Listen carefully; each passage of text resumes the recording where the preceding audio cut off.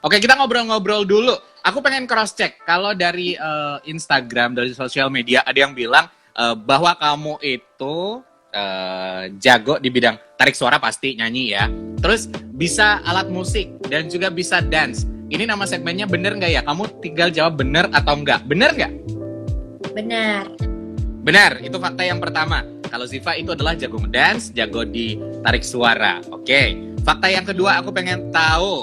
Ini Ziva sudah nyanyi dari usia 4 tahun. Bener gak ya? 3 sih sebenarnya. Jadi jawabnya bener apa? Enggak. 3 ya? Berarti 3. Oke, jadi kita klarifikasi jawaban yang benar adalah 3, Viners, bukan 4. Nah, kalau ngomongin tentang julukan rambut, kamu katanya adalah the queen of rinse and run. Ada juga bilang pentol onde-onde. Benarkah kamu dapat julukan itu dan kamu nyantai aja ketika dapat julukan itu? Benar. Benar. Tapi Benar. kamu pernah baper nggak? Pernah baper nggak? Ih, kok rambut aku dibilang onde-onde sih atau apa gitu? Enggak. Nggak baper ya? Nggak. Aman. Oke. Ziva selain nyanyi ternyata punya fakta lainnya. Bisa memasak, bisa menggambar, melukis. Bener nggak ya? Benar. Bisa. Emang hobi masak apa? Pernah masak apa gitu? Tapi masaknya juga sebenarnya nggak masak-masak banget sih. Lebih kayak bikin-bikin cake kayak gitu. Oke. Bikin cake ya? Mm-mm. Cake yang pernah kamu bikin cake apa? Aku pernah bikin kayak, maksudnya kayak yang ini loh, yang dessert gitu, kayak churros. Terus aku bikin risol. Pokoknya makanan cemilan. Oh, makanan-makanan ringan, makanan-makanan cemilan bisa ya? Ya. Aman, luar biasa. Tapi kalau menggambar? Aku suka gambar. Oh, emang suka dari dulu ya? Mm-mm. Baiklah, kalau ngomongin tentang menggambar perasaan, lagu kamu kayaknya pas banget menggambarkan perasaan-perasaan orang yang lagi sedih, lagi galau. Ya kan? Ngomongin karya kamu saat ini lagu ada versinya Lyodra dan juga Tiara. Padahal ketika di Stage Idol sendiri, itu sudah di-challenge bahwa kalian akan membawakan lagu itu. Ketika akhirnya itu direalisasikan, gimana perasaanmu? Perasaan aku sih jujur seneng banget, soalnya dari cuplikannya aja yang Mas Shofie bikin tuh udah enak banget. Dan aku kebetulan memang pengagum karya-karyanya Mas Shofie juga, jadinya seneng dengerinnya. Oke, berarti ada beban tersendiri nggak ketika itu direalisasikan akan dibikin versi label, 3 versi kalian, ada Lily dan juga pastinya ada Tiara. Kamu sendiri persiapan apa yang akhirnya kamu lakukan? Kamu juga pasti, aku juga pengen bagus dong bawain lagu ini gitu. Persiapan yang aku lakuin sih lebih ke mengenal lagu itu dulu dari awal sampai habis. Terus tuh aku dengerin terus gimana sih nada-nadanya. Setelah itu aku mencari improvisasi yang kira-kira udah menempel banget di aku gitu, kayak seperti riff and runs itu kan udah melekat banget di aku. Jadi di situ Betul. aku menggunakan riff and runs-nya supaya teman-teman semua yang mendengarkan itu juga mendengarkan perbedaannya dari 3 versi tersebut. Oke, selain hal itu, yang akhirnya kamu gali diri kamu bahwa kamu juga akan pengen punya versinya Ziva sendiri, hal-hal apa saja? Apakah kamu lebih memperbanyak latihan vokal atau mencari lebih banyak referensi? Aku mencari lebih banyak referensi sih, Kak. Kayak Oke. nyari improvisasi yang lebih enak didengar gitu. Oke, lebih banyak ke referensi dan juga improvisasi. Oke, baiklah. Tapi kalau ngomongin tentang improvisasi referensi, saat itu kamu lebih banyak referensi bermusik kamu dipengaruhi siapa? Sebenarnya banyak banget sih, Kak. Jadi kayak dari banyak musisi aku kumpulin jadi satu. Jadi kayak misalnya aku dengerin PJ Morton, aku dengerin KK Wyatt, aku dengerin siapa lagi ya, Beyonce, dengerin Mariah Carey, pokoknya kayak Tori Kelly gitu-gitu aku simpulin gitu loh dalam setiap lagunya yang nada-nadanya kira-kira mirip sama salah satu lagu dari musisi tersebut. Terus aku masukin ke dalam situ. Oke, oh berarti range musik kamu lebar banget ya, dari Mariah ke Tori Kelly itu kan beda tahun yang sangat jauh banget. Iya benar, iya. Gila. Tapi berarti kamu lebih ke R&B sebenarnya, karena kalau kita ngelihat Mariah atau juga musisi-musisi yang kamu sebutin ke black music, R&B. Iya, betul. Berarti kalau di single ini kamu ngerasa jadi diri kamu nggak, atau pengen lebih R&B lagi gak sih sebenarnya? Kebetulan apa ya?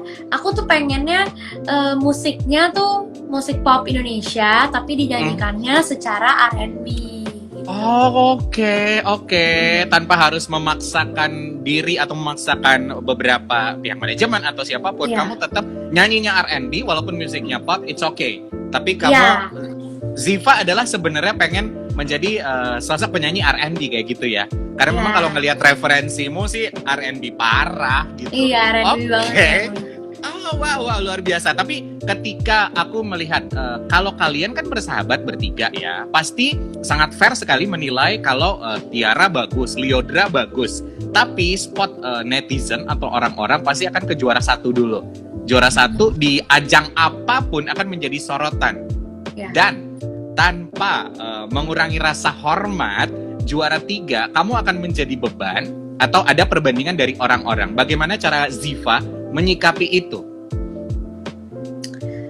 Aku lebih ini sih kayak balik lagi dari awal, kayak aku mengikuti ajang ini tuh aku nyanyi karena aku sendiri percaya akan apa yang udah Tuhan kasih ke aku. Kayak aku nyanyi dengan ya udah aku nyanyi suka-suka aku gitu dong. Jadi nggak ada beban untuk aduh harus juara satu. Jadi emang sebenarnya juara satu itu pun buat aku bukan menjadi tujuan utamanya gitu. Oke. Yang penting menghibur aja. Terus kalau misalnya soal dibanding-bandingkan, apalagi kan maksudnya ini 3 versi, aku menyikapinya lebih ke yang penting percaya aja sih sama kemampuan masing-masing. Kalau kita tuh punya karakter yang berbeda, jadi ada perbedaannya gitu. Oke, kalau dari kalian, aku yakin kalian saling support juara 1, 2, 3, Lyodra, Tiara, dan Ziva itu saling support. Tapi sadarkah pada kenyataannya fans kalian atau orang-orang itu membandingkan? Kamu ngeh nggak itu ada? Ngeh banget. Ngeh banget, oke.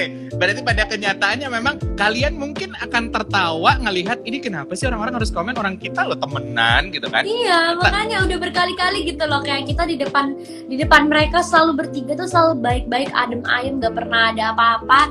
Tapi justru malah fans kita yang kayak ya gitulah. Makanya mungkin sebaiknya tuh kayak aku sih sering mengingatkan kalau misalnya terutama untuk Zivalas, dan Zivalas juga sangat-sangat mengerti sih, mereka hebat banget. Mereka tuh mendengarkan aku untuk nggak perlu lah yang namanya war karena kita sendiri aja, kita masing-masing aja kayak saling support. Kenapa? Betul. Sebagai fanbase juga saling support. Oke, menurut kamu sebagai artis yang punya fanbase banyak kalian ya, terutama Ziva misalkan, penting nggak kamu ngasih statement atau rasa tanggung jawab bahwa mengingatkan fans itu penting? Menurut kamu penting nggak? Penting banget, penting banget. Penting ya? Oke, jadi that's why itu yang Ziva lakukan supaya nggak usah nge-hate komen, nggak usah lebay. Kalau memang mau support Ziva, ya dengan cara yang positif. Beli lagunya yang asli, streaming lagunya yang asli. Setuju nggak sih? Dan support untuk Ziva terus berkarya, bener ya? Ziva, nah kalau ngomongin tentang cara bermusiknya kamu di Terlanjur Mencinta, terus video klipnya udah rilis juga, jadi teman-teman udah bisa nonton juga, bisa ngebandingin juga, dalam artian cerita bertiga yang relate ya. Cerita dari kamu, Lyodra, dan juga Tiara, itu kan sangat nyambung sekali. Sampai detik ini kan kamu ngikutin berapa jumlah streamer atau orang streaming, berapa viewersnya. Kamu puas nggak? Atau misalkan ada nggak dalam pikiran, seandainya ini bisa dirubah gitu? Apakah kamu sudah cukup puas pencapaian sampai di detik ini? Aku sebenarnya sejujurnya cukup puas sih sama di video MV ini ya.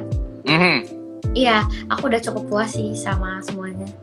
Oke, sudah cukup puas. Baik, tapi kalau misalkan dari sekian banyak, kalau aku buka YouTube, aku nonton videomu, ada beberapa referensi adalah coveran dari lagu-lagunya ini, lagunya Ziva, versi cover version.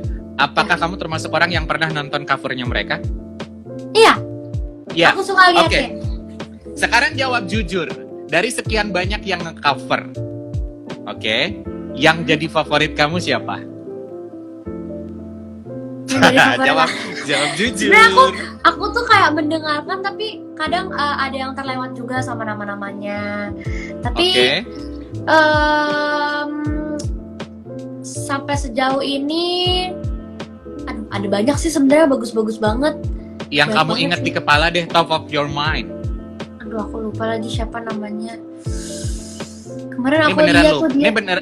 Ini beneran lupa apa cari aman nih? Enggak, beneran. Kemarin tuh aku sempet nge-like videonya. Tapi Oke. kayak udah hilang lagi. Aku lupa lagi. Sumpah aku lupa banget. Maafkan aku. Oke. Tapi ada nggak yang menurut kamu, ya ini ngecovernya kok lebih lebay atau dibikin kayak gini, jadi pesan lagunya nggak nyampe? Ada nggak? Kalau itu mungkin cara mereka menginterpretasikan lagu itu aja sih, sesuai sama mereka sendiri juga. Jadi Oke. kayak menurut aku apa ya? Yang penting mereka ya nyaman menyanyikan seperti itu, mereka pede kayak gitu, ya udah it's okay. Jadi kayak ya udah itu menjadi ciri khas mereka masing-masing gitu. Oke, tapi pertanyaanku, kamu yang pernah kamu dengar ada nggak? Ada. Ada. Oh, Ada. ada. Oke.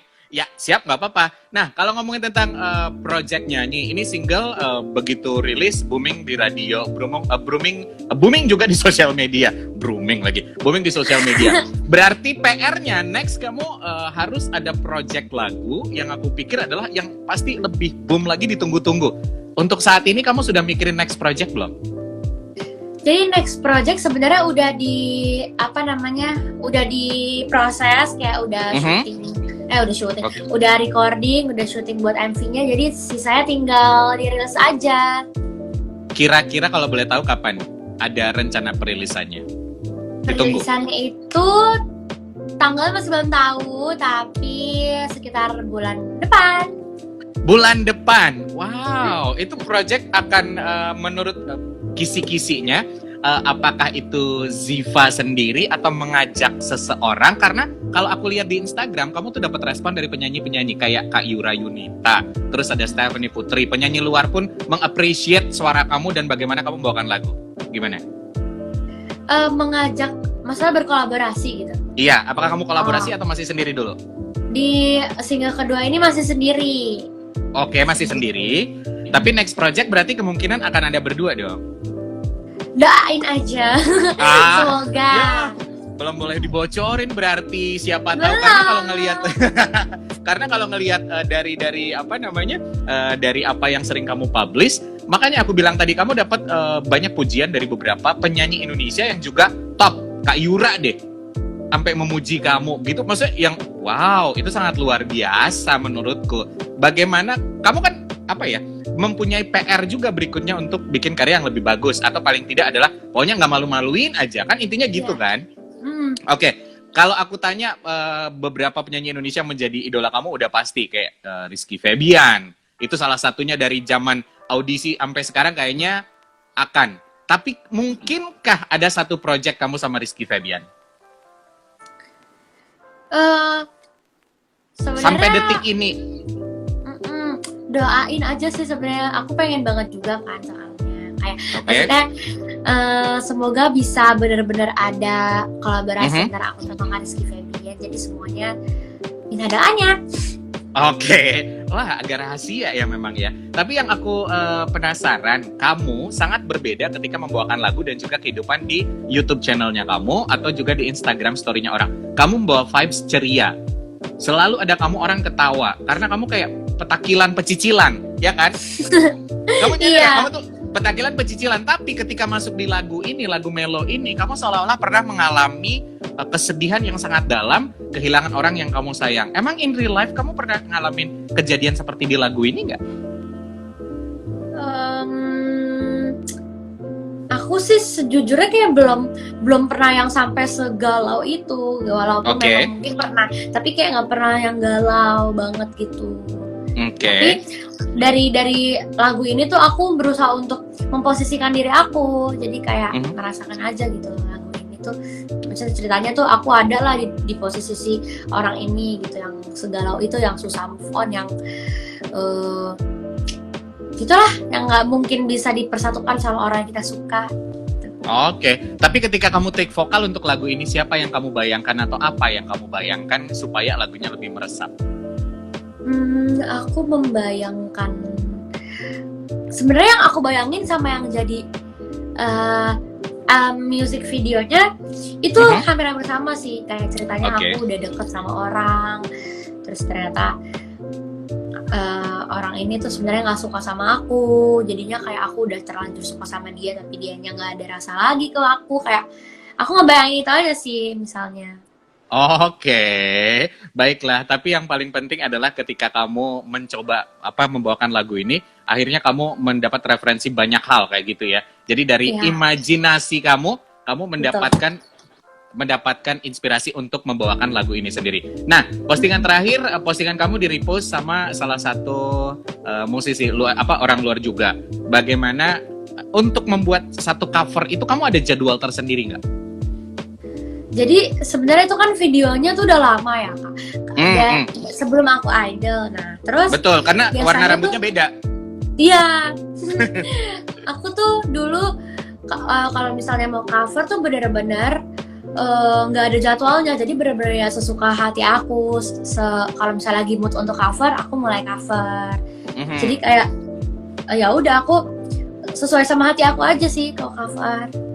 Oke, sesuai hati ya. Tapi hati kamu hari ini boleh nemenin teman-teman yang lagi galau masalah percintaan. Sedikit aja, boleh kamu bacakan atau kamu nyanyikan lagu yang kamu punya saat ini. Sekalian promote, ingetin request lagu di sini.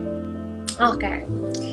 Jadi ini adalah lagu Tak Sanggup Melupa Terlanjur Mencinta buat kalian semua yang mungkin sedang merasakan susah move on atau merasakan nggak bisa bersama-sama orang yang udah bareng sama kalian.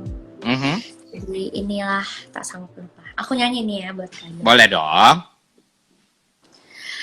Aku telah tahu kita memang tak mungkin, tapi mengapa kita selalu bertemu? Aku telah tahu hati ini harus menghindar, namun kenyataan ku tak bisa. Maafkan aku terlanjur mencinta.